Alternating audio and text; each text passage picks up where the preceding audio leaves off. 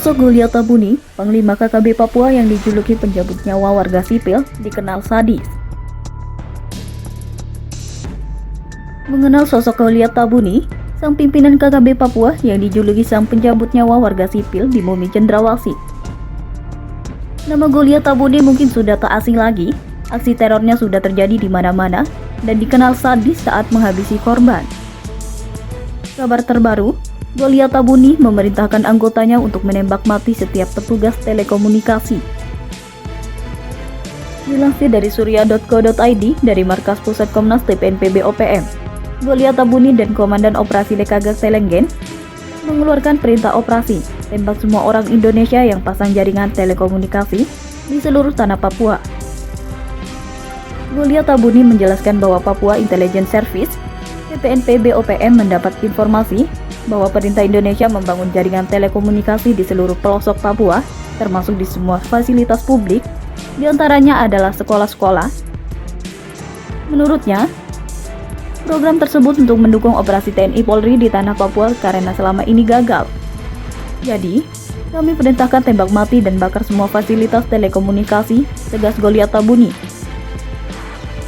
Pada bagian akhir, disampaikan bahwa pihak TPNPB OPM bertanggung jawab terhadap siaran pers tersebut. Siaran pers disebarkan oleh juru bicara TPNPB OPM Sebi Sambob. 1. Jadi pimpinan TPNPB sejak 2012. Goliat Tabuni adalah Panglima Tinggi Tentara Pembebasan Nasional Papua Barat yang bermarkas di Tinggi Nambun, Puncak Jaya, Papua. Pada awalnya, Goliat Tabuni berjuang bersama Keli Kualik di Timika yang bermarkas di Kalikabur. Penyanderaan di Papenduma terjadi saat Goliat masih menjadi anggota dari Keli Kualik. Selanjutnya dia pindah ke Puncak Jaya memimpin pasukan dan mulai beraksi pada 2004 sampai saat ini. Setelah reformasi melalui TPN OPM di Biak Markas Perwomi, Goliat Tabuni dipilih sebagai Panglima Tinggi Tentara Pembebasan Nasional Papua Barat. Goliat Tabuni resmi dilantik menjadi pimpinan TPNPB di Markas Tinggi Nambut 11 Desember 2012. Ia bersumpah di hadapan Dewan Militer Papua sesuai sumpah janji militer TPNPB. Di bawah Goliat Tabuni, masih ada sosok Panglima Lekagak Telenggen yang ditunjuk sebagai pimpinan operasi. 2. Sang pencabut nyawa warga sipil. Pasukan TNI Polri yang memburu KKB di Papua menjuluki Goliat Tabuni sebagai sosok yang biadab sang pencabut nyawa warga sipil. Goliat Tabuni dikenal gencar melawan militer Indonesia hingga menewaskan puluhan anggota TNI dan Polri di Puncak Jaya, Papua. Goliat Tabuni juga membunuh ratusan penduduk Papua yang tidak mendukung gerakan separatis Operasi Papua Merdeka. Dilansir dari Gridhot, Goliat Tabuni pernah mengancam akan menembak mati orang asli Papua yang dinilai menjadi mata-mata TNI Polri. Goliat Tabuni mengeluarkan pernyataan itu lantaran banyak orang asli Papua yang tak mau bergabung dengan mereka. Gara-gara orang asli Papua memilih bergabung dengan Indonesia, banyak pentolan KKB Papua terbunuh oleh aparat. Goliat Tabuni yang mempunyai NRP 7312000000 di TPNPB OPM ini dalam pernyataan tersebut juga mengaku mempunyai daftar orang-orang asli Papua yang menjadi spionase TNI Polri. Maka jika ada orang asli Papua yang ditembak mati KKB Papua, maka mereka menganggapnya sebagai mata-mata TNI Polri.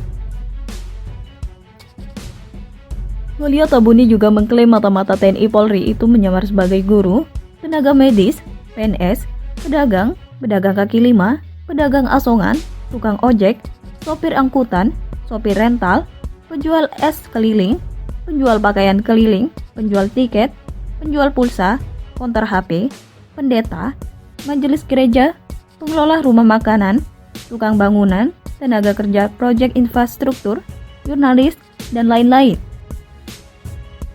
3. Memutilasi warga sipil.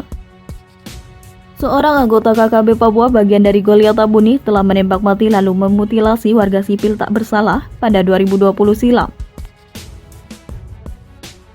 Yunusani, warga asli Papua yang berprofesi sebagai petani menjadi korban pembunuhan oleh KKB Papua.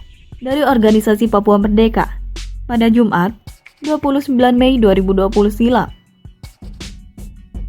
Yunus ditembak mati KKB Papua di Jalan Trans Papua Magataga, perbatasan Kabupaten Intan Jaya dan Kabupaten Panai. Yunus ditembak mati KKB Papua di Jalan Trans Papua Magataga, perbatasan Kabupaten Intan Jaya dan Kabupaten Paniai. Seperti dilansir dari Kompas TV, pria berusia 40 tahun itu dibunuh dengan cara sadis. Ia ditembak, lalu jasadnya dimutilasi dan dibungkus dalam sebuah karung. Kapendam 17 Cendrawasih, Kolonel CPL Eko Daryanto menyebut tindakan KKB Papua itu sangat biadab.